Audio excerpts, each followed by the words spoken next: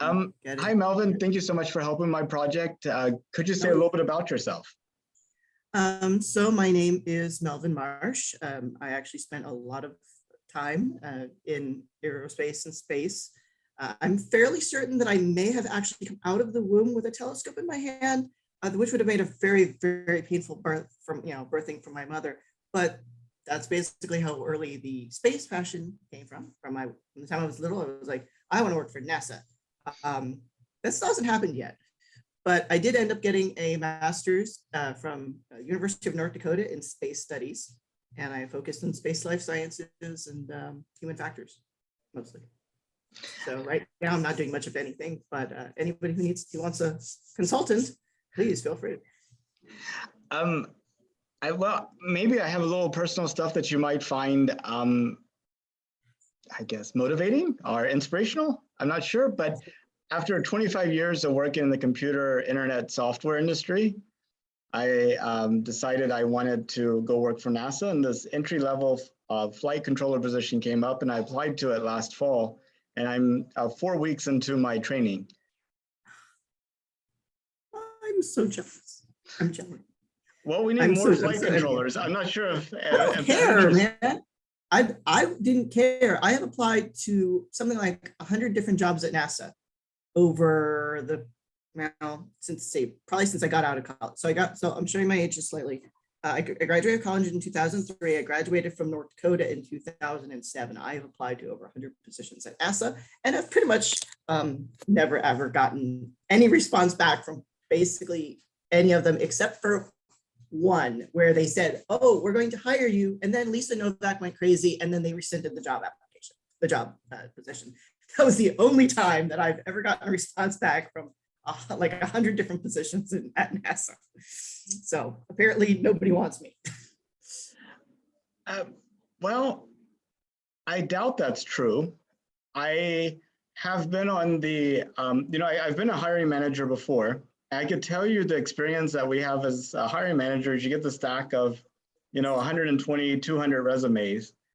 You can't physically look through them all, right? So your first thing is to try to, figure out how to reduce that pile to something that probably contains the ideal candidate, right? And definitely knowing people and getting your resume looked at is definitely the first step. I can believe that, and I know some people are also screening based on like education, which I now have 2 master's degrees, so not just the one. So I'm not sure if that makes me overqualified or underqualified for some of these positions. Yeah. Well, that's an interesting thing. I was kind of worried about that too, right? Because most people get the flight controller position directly out of college. And, so I'm not directly out of college. I'm 46 and, graduated in 40. I started college in 94, but I finished in 2005. So. It's all right. You can have a little bit of a break. Or you could be on the whatever, however many year plan. That's okay too. Yeah. So I started college at 16, and then we couldn't afford to keep me until I basically went to 18, and then went to a top 20 school. I went to Emory. So yeah, I know a lot of people in our training class went to Emory. They have a lot of Emory-Riddle or Emory University. I went to Emory University, the top 20 school. Most people go to Emory-Riddle, which is a different school. Emory-Riddle. Yeah, different school. Okay, different school. I went to a highly selective school that at the time only took like 5% of applicants. So like national ranking was 18 when I went. Emory-Riddle was not ranked, I don't believe. And nobody had heard of that. I never heard of them until I was in graduate school. And some of their people would start my graduate program and then fail out of it. So I don't know. I don't have a clue as to what was going on there. Because I went from my undergraduate career was as a biological anthropology major and my other major was medieval studies. We didn't really have a lot of science or engineering, and I graduated at the top of my space studies class, while these engineers who I thought would have done much better were like dropping out like flies. I don't understand. Well, that is interesting. So my news is probably more depressing than inspirational for you. Okay, I'll take whatever you got. I just, I mean, I think people, that you don't fail until you give up. Everything else is just a setback. It's kind of like my philosophy. Well, I mean, I've been trying to apply to NASA for, well, however many years it has been now. So we're like approaching 20 years of applying for them. And I've actually been applying for PhD programs. That's been my 11th round of that, because apparently might require a PhD to get into NASA at this point. So I'll be on round 12 next time for that one, while still applying to NASA and all the other new age and now the new space companies. So, well, what makes NASA so exciting to work for? I mean, like, why would you want to work for them? Well, I mean, it's just it's definitely that's it doesn't, I'm really happy to do that one, because that, that is, when I was growing up, that was basically your option. New space wasn't in existence yet. So, so my family was very, very spacey. Well, okay, they weren't always all spacey, but they were. But when I was like 3 years old, I went to Huntsville, the Rocket Center. That made a hell of an impression. I was 3 years old, and I could remember. I remembered a whole bunch of the stuff there. That when I returned, with my 3-year-old, having not like seen another map, still, I went through and I pointed out everything and said, "Now, where was that thing that Dad was looking for? Where was it?" And I just sat back and I retraced my steps to exactly where it was. And they're like, "How the hell are you remembering this 20 plus years later?" And I was like, I don't know. You shouldn't be able to remember anything at the age of 3.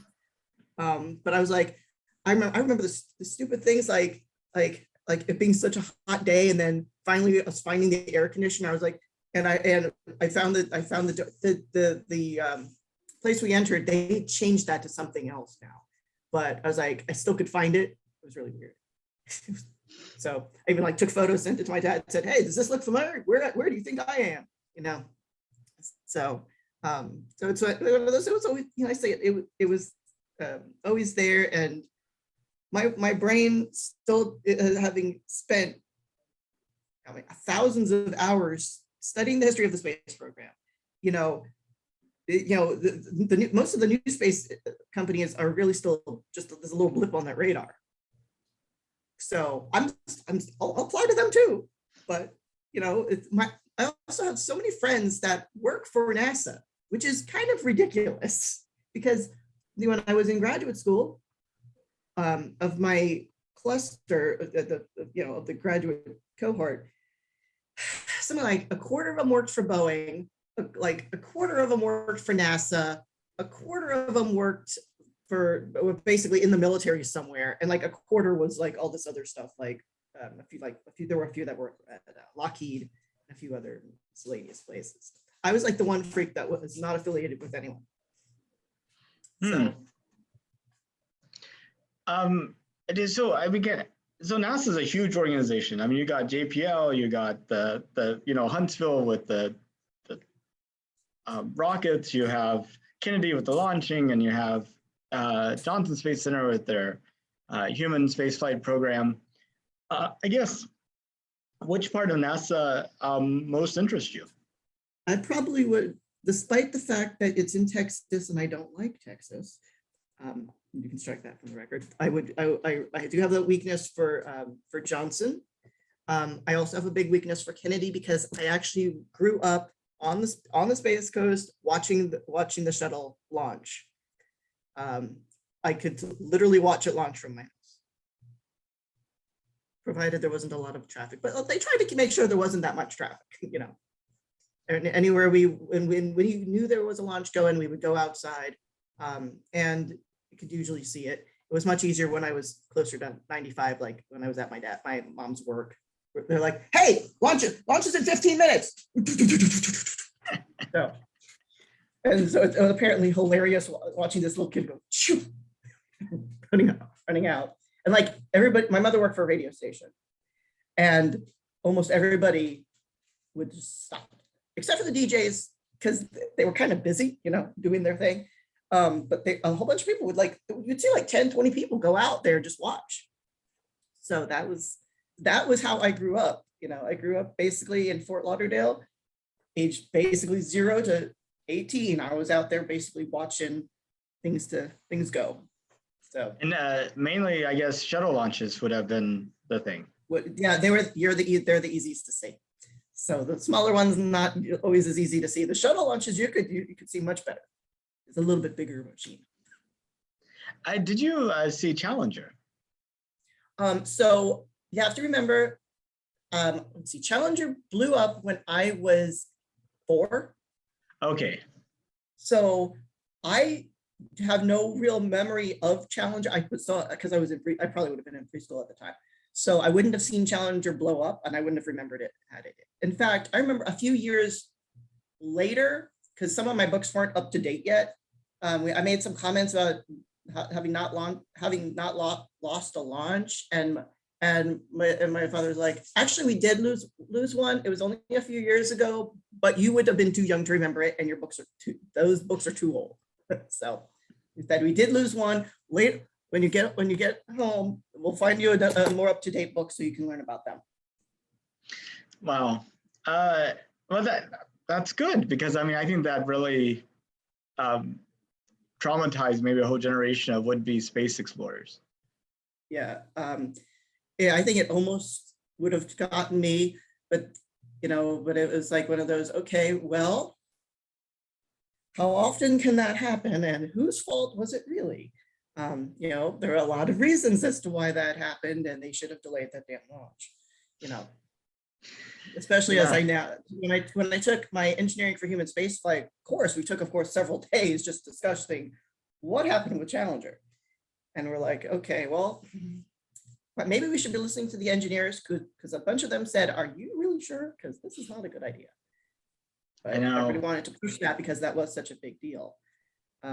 Now, what really broke me was, when Columbia came down. I remember Columbia, coming down, because I was, I didn't watch because I didn't know when they were going to come down. But the month before, I had finally actually gotten to Kennedy. I had lived in Florida my entire life, never actually went to Kennedy Space Center. It was really weird. But we went, and we saw the shuttle, the mission right prior to shuttle, the shuttle mission prior came in, and it wasn't supposed to even landed in Florida, but it did, and like my entire family burst into tears. So and we're like, this is so wonderful. And then a month later, Columbia had a boo-boo. And yeah. And I'll share this with you. I'm transgender, I'm transsexual. I was pregnant with my daughter at the time, and she was very, very close to being named after one of the astronauts or the shuttle itself. So she was so. But which shuttle? Which shuttle? No, she would have been. Well, I was pregnant when Columbia was destroyed. So she was very close to being named like Columbia. Or after one of the two women. Unfortunately, one of the female astronauts was a little bit too close to my mother's name for comfort, and the other one I didn't think it was such an ethnic name, and my kid is this like short little white girl that she would have been gotten grief. So she almost got named after the shuttle. So no disrespect to anybody who has the other names, but my kid's a little blue-eyed, light-haired, well, at the time, light-haired kid. It wouldn't have worked out. But Columbia was briefly on the list, so she could have actually been named after that. And I'll tell you why that got moved from the list. I'm a huge Rocky Horror fan, so the assumption would have been I was naming her after the character and not after the show. So So like I said, my kid almost got named Columbia anyway. But everybody would have said, well, where's Magenta? Well, I had a couple of questions about the moon I wanted to ask you. Moon, So it's very large and it's made out of cheese. Right? well, I look forward to someday, at least maybe not tasting moon rocks, but at least confirming that they aren't like spongy. They are in fact there. I was in graduate school. I recently graduated my second master's, and I was just taking this like undergraduate class on set design, and one of these girls just made arguments for like two full days over what type of cheese the moon was made out of. I don't remember what they decided, but they decided it was not Swiss. It's not Swiss, right? It's not Swiss. They had some weird argument. I was like, am I sitting here seriously listening to this? Well, it's like one of those things about which superhero is like stronger or something like that. It's like yeah. I really just really wanted to go to her and go to the moon with you. Send you up there and you can tell me when you can bring back the cheese and we can have this discussion. It's okay. We had another person who was convinced birds weren't real. So I actually read that on a whiteboard recently. Birds aren't real. So yeah, well, this guy made this he actually made a really convincing argument. But I was like, oh my god, I'm listening to this. Can I go back to learning about set design and building stuff and light design? Well, Melvin, since you're so big into the space program, you probably were one of the first people to find out about Artemis and our plans to go back to the moon. And yep. Do you remember when and how? Found out a few weeks. I probably found out a few weeks afterwards. Yeah, it certainly hadn't hit everything yet, but I think I was sent something. Now, with this project, I was planning to interview people at Starbucks and at the store, and I did that from up until March 2020, and then going up to random people asking about the moon became a lot more hazardous than it was before. This is true. So I had to take a different approach, but I still go up and interview non-space people quite a bit, and I would say of the non-space people, only about 20% of them know about Artemis and us going back to the moon. And does this number seem about right with your experience as well? I think that's actually pretty high. So where are you? Because what area are you in? I'm in Houston, Texas. Houston. So yeah, so you probably have a much higher rate than where I am. I am in Augusta, Georgia. I would be surprised if that many people. I would be surprised if that. Okay. So let me point out Augusta. Augusta really doesn't have that much here. I'm surprised that people know that there is a moon, much less that we've stepped on it, much less that we're hoping to at some point go back. That's where I'm at. Remember, I had a conversation with about cheese. We have a spaceport in Georgia. I guarantee you nobody knows about it. Best kept secret in Georgia. Well, apparently it's not just people in Georgia, because there was this thing on Jeopardy where they had an entire Apollo category and nobody got a single answer correct.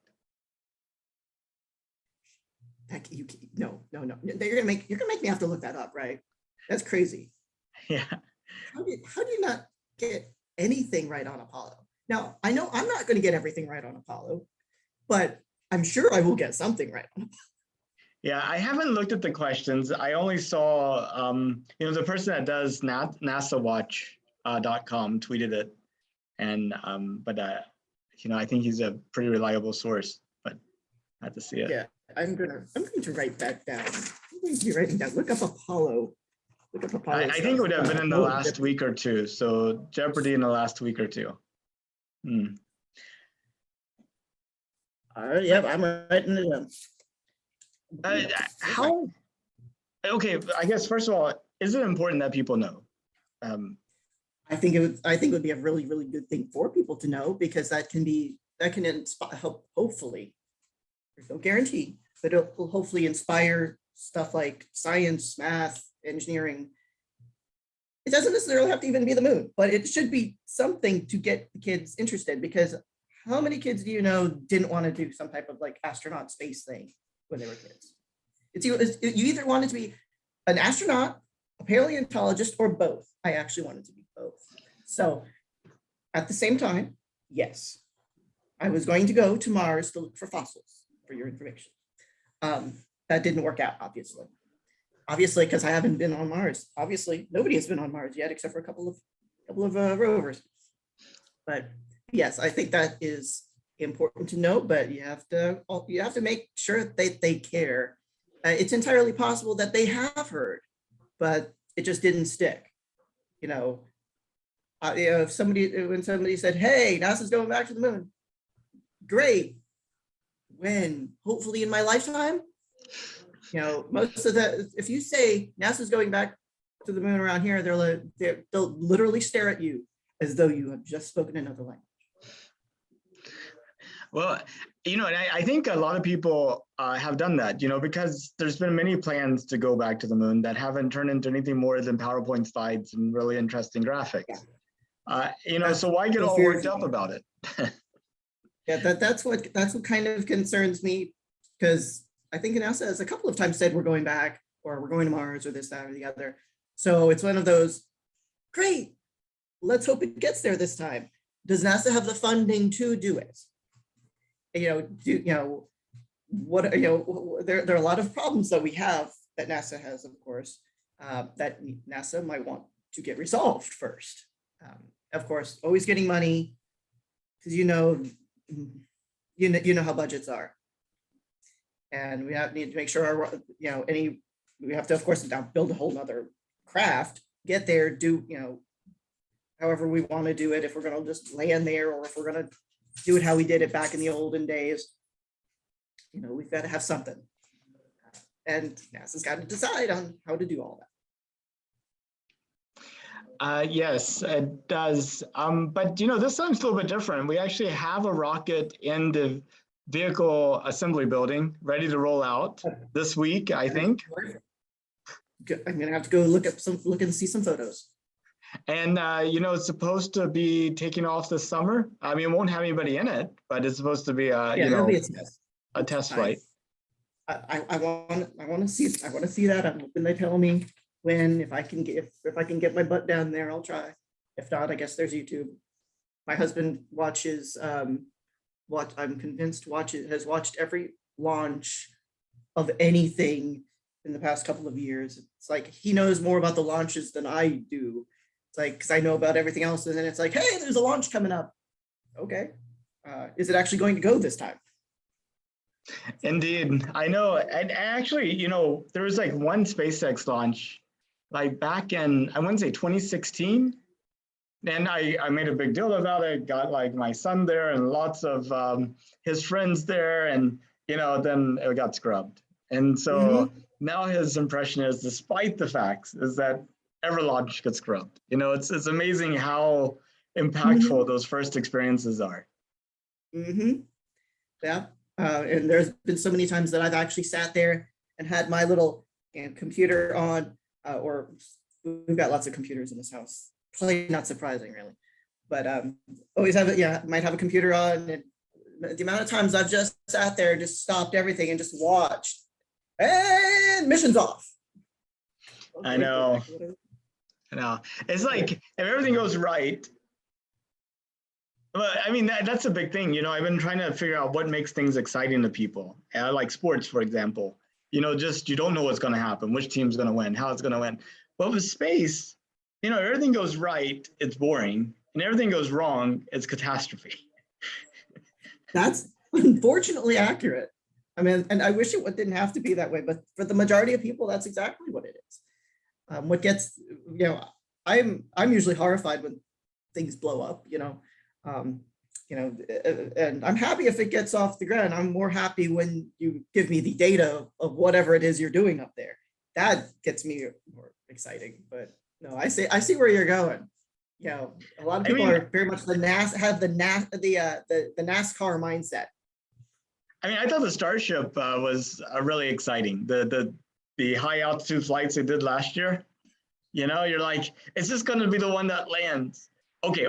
Is this the one that's going to stay landed? You know? Stay landed, yeah, stay landed. That's the thing there. Yeah, I agree.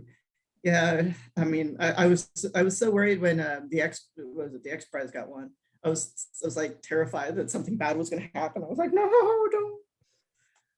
But that ended up being okay. So, no, space in general just makes me happy. I just don't want things to blow up. I want it to succeed because I want the science to come.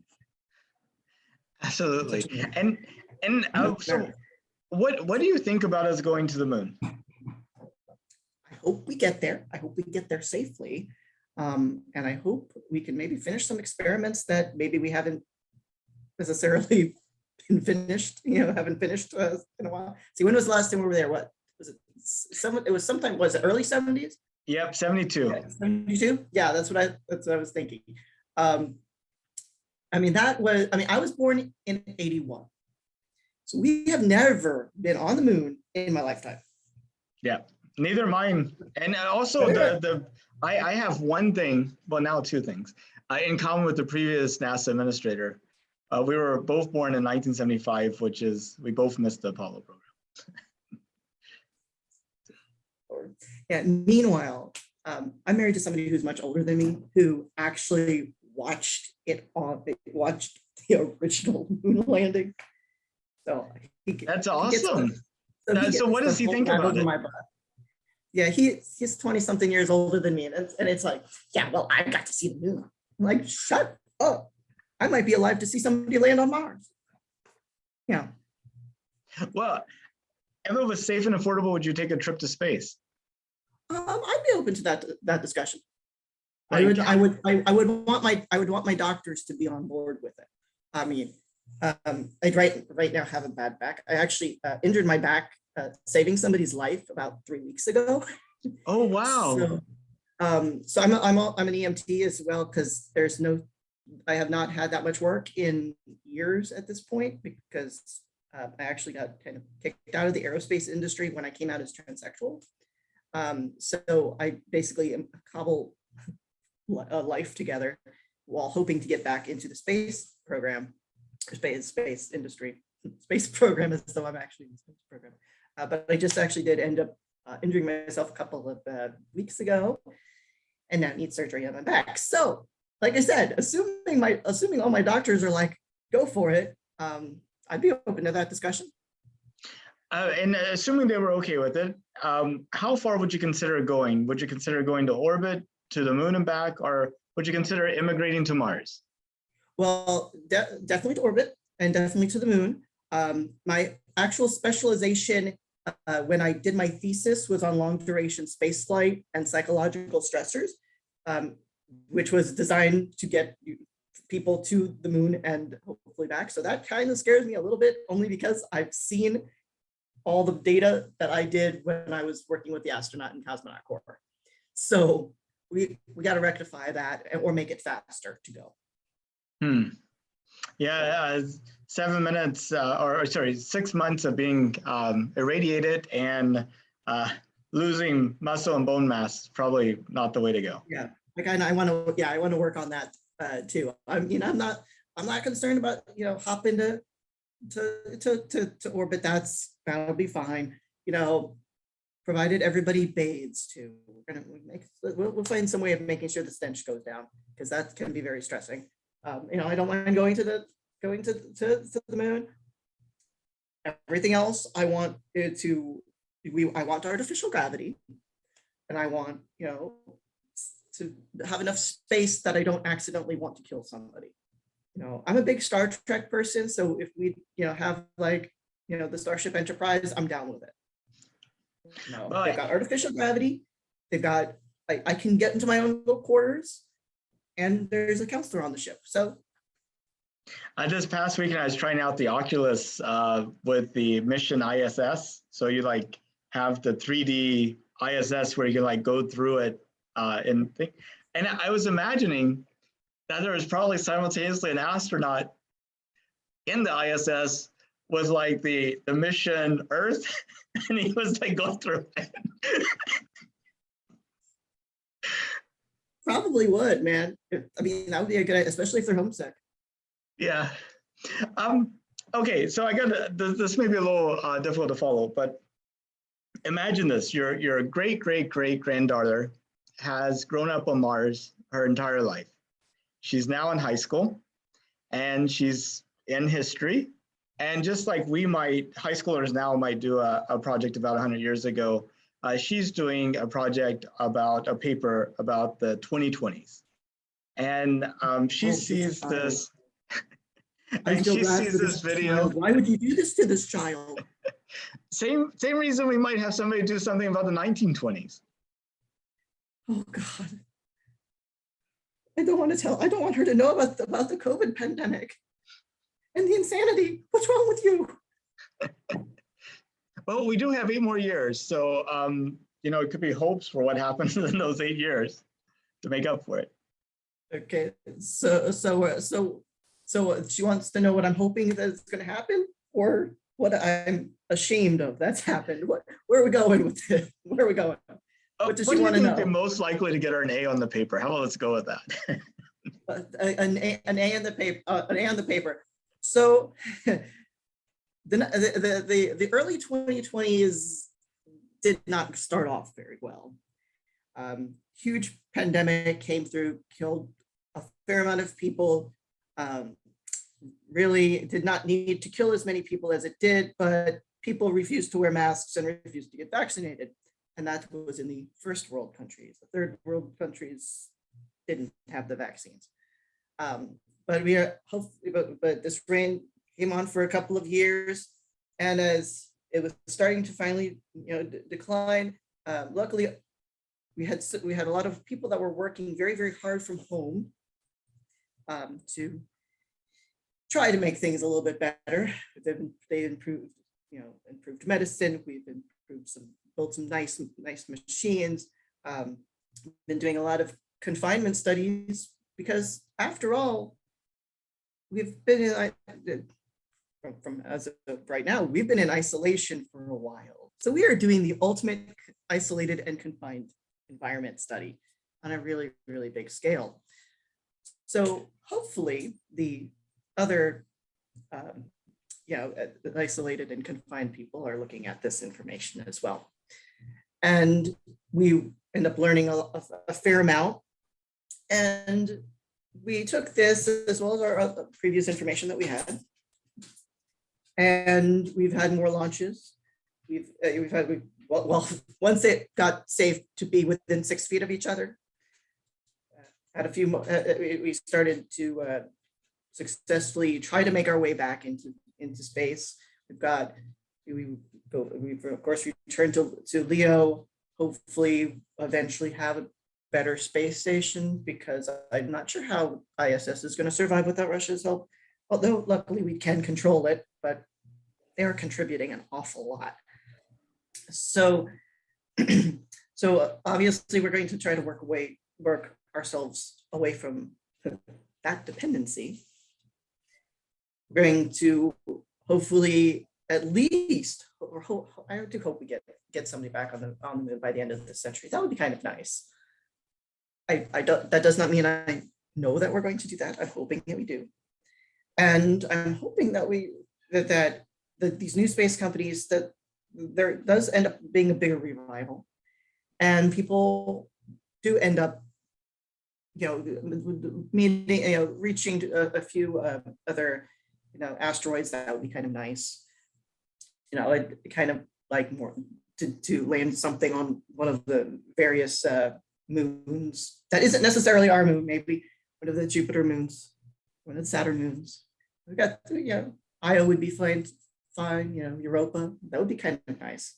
Kind of want to know how deep that ice is on Europa. We've got a million moons out there that we've never ever done anything with. So I'd like to actually send somebody. We got craft. Send somebody. You're the mission. You're the mission controller person. Send somebody. Tell your boss. I told him. It'd be nice to try to see if we could get somebody to Mars. I am terrified that it's going to be a new space company. Because not that the public sector doesn't have its own sets of problems, but the private sector has not always had great, well-intentioned, good intentions. And I feel like, we have space treaties out there. We got the Outer Space Treaty. I'm a little concerned that some of those things are not going to necessarily be honored. And I think that if they do go there, that's going to spark something that's probably going to take us into the 2030s. So there's a few things for my kid to work on. Did I answer your question, or do you think you want to go into more details about the next decade? That hasn't happened yet. I think she's in good shape. Okay, good. She better get an A, and then she needs to build herself a time machine, come back here and tell me thank you. Absolutely. Oh, what's that behind you? No, just kidding. Yeah, exactly. That's called a window.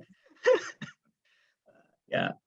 Well, Melvin, I really appreciate the time, and thank you. It was such a pleasure to get to meet you and talk to you. It's a pleasure to meet you too. We should actually connect, more or something. Maybe you can get my resume in front of a hiring manager this time. I would like to try to find a good place for you. Yeah.